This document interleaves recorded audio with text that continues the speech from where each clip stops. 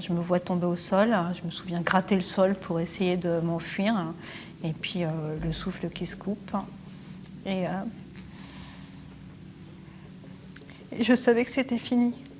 Et j'ai vu le visage de mes enfants qui me disaient au revoir.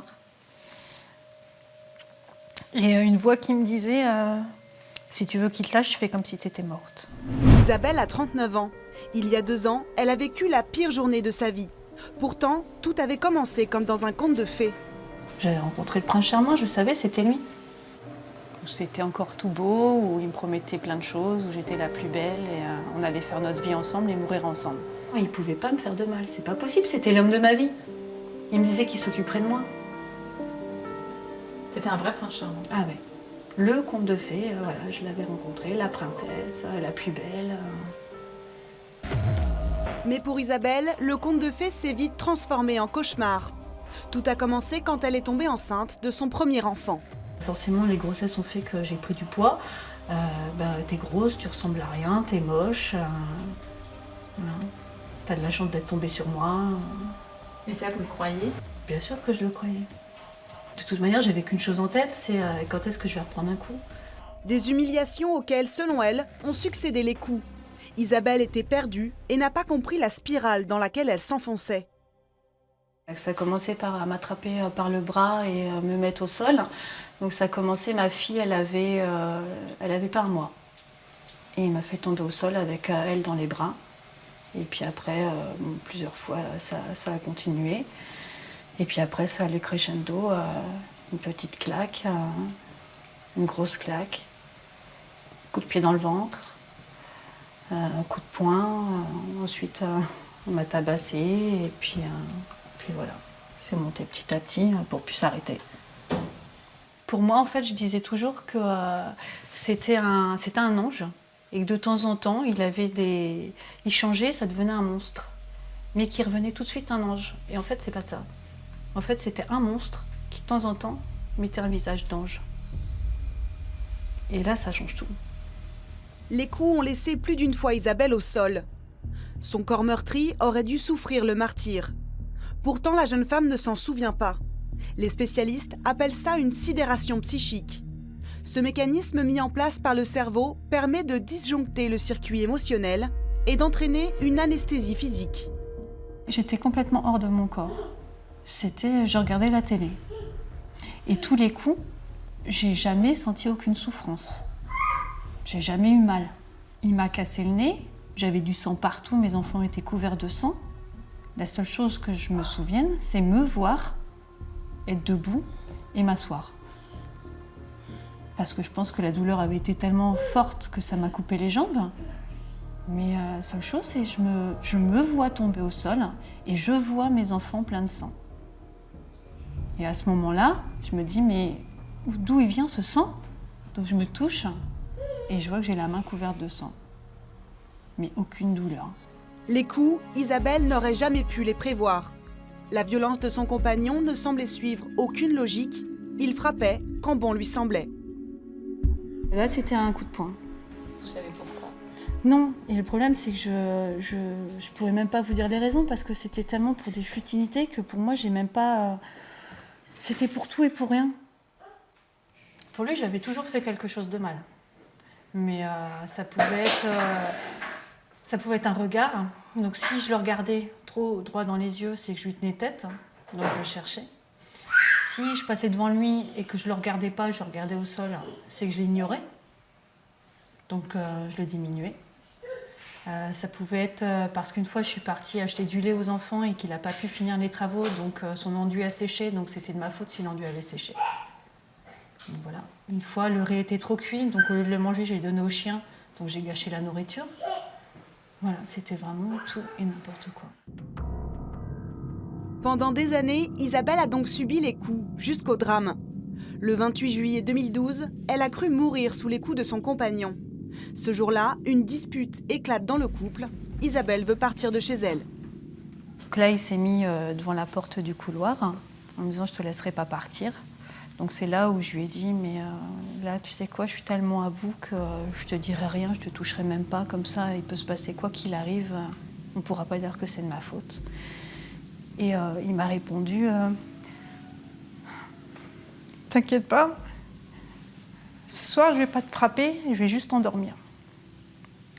Et après, c'était très vite.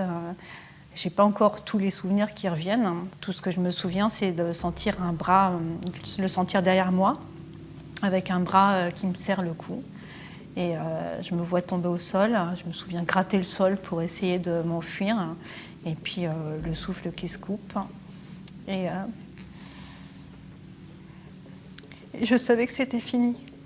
Et j'ai vu le visage de mes enfants qui me disaient au revoir. Et une voix qui me disait si tu veux qu'il te lâche, fais comme si tu étais morte. Donc je me suis laissée partir. J'ai fini au sol, près de la porte d'entrée. Et effectivement, j'ai senti la pression lâcher. Et à ce moment-là, j'ai entendu deux de mes enfants venir et lui dire allez voir votre mère, elle est couchée au sol à sa place comme une chienne. Et en fait, il y a une voix qui me disait vite, sauve-toi vite. Donc j'avais pas de chaussures, j'avais rien, mais j'allais me redresser. Et à ce moment-là, mon fils qui commence à crier en m'appelant. Et je savais très bien que si mon ex-conjoint savait que j'avais pris connaissance, il reviendrait. Donc j'ai dit à mon fils de se taire, je le suppliais de se taire. Et comme il ne se taisait pas, j'ai vite ouvert la porte et je suis partie. Son instinct de survie a donné à Isabelle la force d'aller jusqu'aux urgences. Un médecin lui a prescrit 20 jours d'incapacité totale de travail, un arrêt rarissime. Malgré cette ultime violence, Isabelle n'a tout de même pas eu la force de porter plainte contre son conjoint, une réaction classique chez les femmes victimes de violences conjugales. Souvent, elles continuent d'aimer leur mari et de lui pardonner. Elles sont sous emprise, incapables de penser par elles-mêmes. Souvent, je compare ça à une secte. On m'a retourné le cerveau, et pourtant, je suis quelqu'un, on pouvait demander à tout le monde, qui a énormément de caractère, et j'ai rien vu, rien.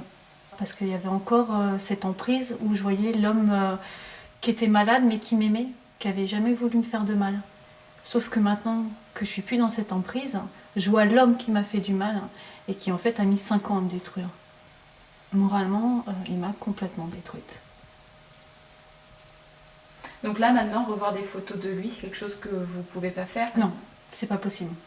Tu peux pas le revoir. C'est l'homme qui a voulu me tuer. Même sans plainte d'Isabelle, la justice a tout de même voulu que le compagnon violent soit jugé.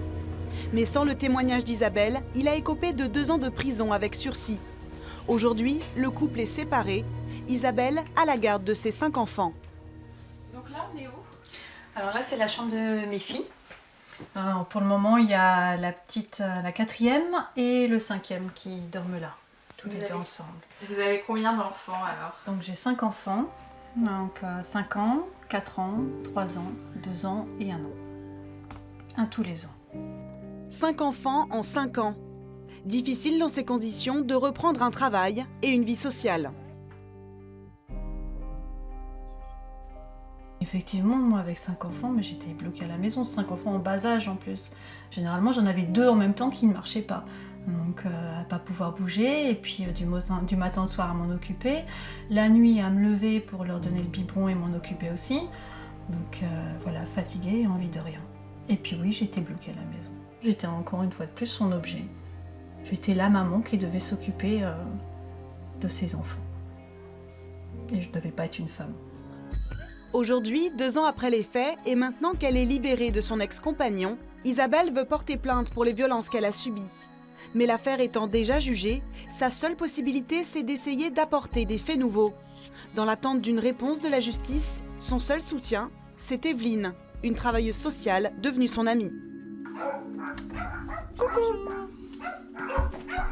Isabelle est anxieuse car pour le moment, la justice ne lui a pas donné de nouvelles. Comme elle n'a pas porté plainte tout de suite après les premiers coups, elle a peur de ne pas être crue. La justice ne fait rien du tout. Et ça, par contre, là, c'est double peine pour moi. Moi, tout ce que je veux, c'est même pas qu'il soit pas condamné, c'est pas mon problème. Je voudrais juste qu'on me dise, oui, effectivement, ce qui s'est passé, c'est pas normal. Vous êtes une victime, c'est votre bourreau. C'est tout ce que je veux. Je veux être reconnue. Mais même ça, on peut pas me le donner. Selon Evelyne, l'ex-compagnon d'Isabelle est dangereux. Ce qu'elle regrette, c'est que cet homme soit aujourd'hui en liberté et qu'il puisse refaire sa vie, la conscience tranquille. Il a failli la tuer quand même. Et lui, il refait sa vie normalement. Tout va bien pour lui. Là, il y a 5 enfants, il s'en occupe pas. C'est facile, hein. C'est facile pour eux. Il ira pas en prison. Je pense qu'il y aura un non-lieu et puis qu'il va continuer sa petite vie, sa nouvelle vie, avec sa nouvelle petite famille qui est en train de reconstruire. Puis voilà, jusqu'à la prochaine fois. On ne peut pas s'arrêter. C'est en lui, c'est lui. La violence, c'est lui. Isabelle vit aujourd'hui seule. Son histoire a eu de multiples conséquences et en premier lieu, l'image du couple qu'elle a aujourd'hui. Est-ce que vous croyez encore en l'amour?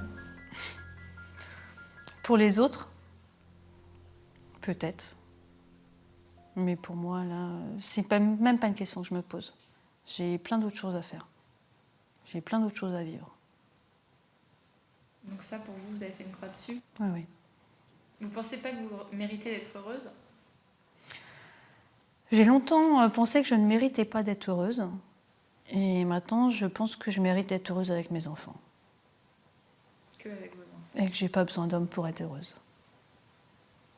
Il vous a trop fait du mal, Oui, il m'a beaucoup... Oui, j'ai trop souffert. Je veux plus souffrir, c'est fini. Isabelle n'obtiendra donc peut-être jamais réparation des violences qu'elle a subies. Tout ça parce qu'elle n'a pas osé porter plainte dès les premiers coups. Cette soumission des femmes battues est encore mal connue des pouvoirs publics. Souvent, ces femmes ne sont pas assez vite comprises. Si Isabelle en a réchappé, pour certaines, l'issue est dramatique.